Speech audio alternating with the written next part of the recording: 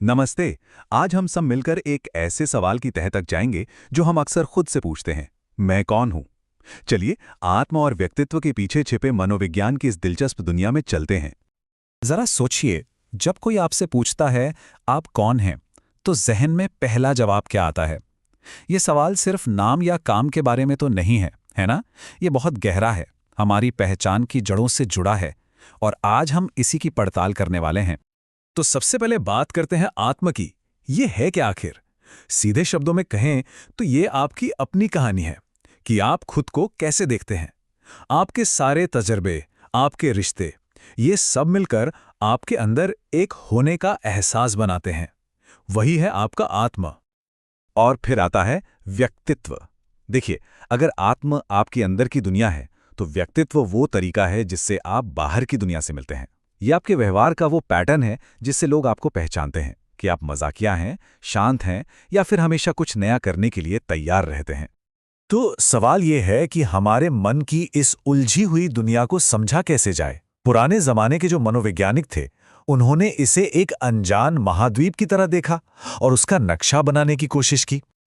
और इस खोज में जो सबसे पहला और सबसे बड़ा नाम सामने आता है, वो है सिगमंड फ्रॉइड का।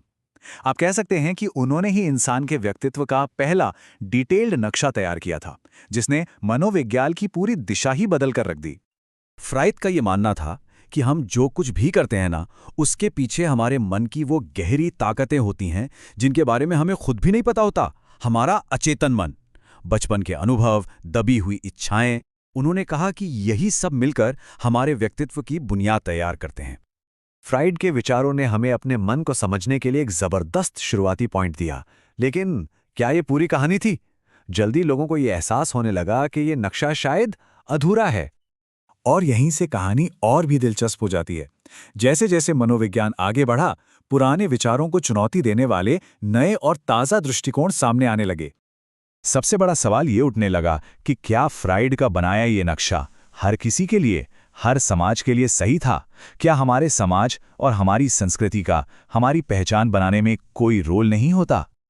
और इसी बहस के बीच एक बहुत ही शक्तिशाली और नई आवाज उठी। एक ऐसी आवाज जिसने मनोविज्ञान की दुनिया को खासकर महिलाओं के नजरिए से देखने पर मजबूर कर दिया। ये आवाज थी कैरन हॉर्नी की। हॉर्नी ने फ्राइड के विचारों को सीधे चुनौती दी। उन्होंने कहा, रुकिए, हमारा व्यक्तित्व सिर्फ बायोलॉजिकल ड्राइव्स का खेल नहीं है। हमारा समाज, हमारा कल्चर, ये सब मिलकर हमें बनाते हैं। और उन्होंने उस जमाने की इस सोच को सिरे से खारिज कर दिया कि महिलाएं किसी भी तरह से पुरुषों से कमतर होती हैं। उनका मानना था कि हमारी मानसिक परेशानियों की जड़ बचपन के अधूरे रिश्ते हैं, जो हमारे अंदर एक बुनियादी चिंता पैदा कर देते हैं। हॉर्नी का ये एक वाक्य उनके पूरे विचार का निचोड़ है कि हमारे मन का नक्शा असल में हमारे बचपन के रिश्ते बनाते हैं। अगर उन रिश्तों में सुरक्षा और प्यार की कमी थी, तो उसका असर हमारी पूरे जिंदगी पर दिखाई दे सकता है। तो कैरन हॉर्नी जैसी आवाजों ने यह साफ कर दिया कि इंसान के मन को समझने के लिए कोई एक नक्शा काफी नहीं है। हमें अलग अलग एंगल से, अलग अलग लेंस लगाकर देखना होगा। जैसे कि एक नजरिया है जिसे ट्रेट अप्रोच कहते हैं। यह बड़ा सीधा साधा है। यह कहता है कि हमारी पर्सनालिटी कुछ खासियतों या ट्रेट से बनती है। जैसे कोई ईमानदार है, कोई मजाकिया है, कोई मेहनती है। ये बस इन्हीं गुणों को पहचानने पर जोर देता है।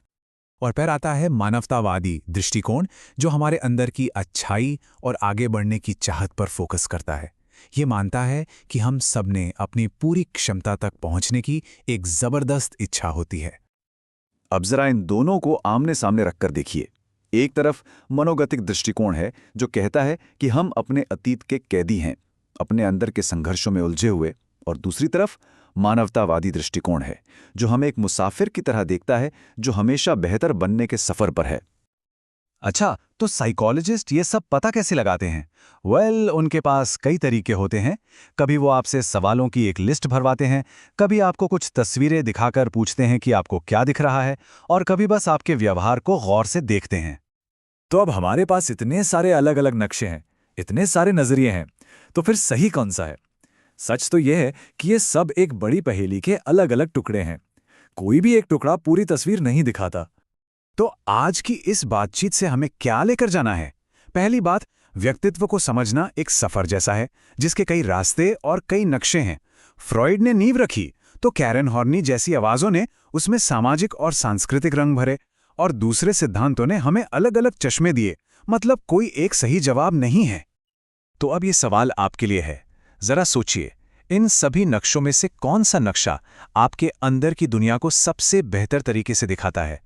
क्या आप अपने अतीत की परछाइयों को देखते हैं या भविष्य की संभावनाओं को? इसका जवाब भी आपकी पर्सनैलिटी की तरह सिर्फ आपका होगा।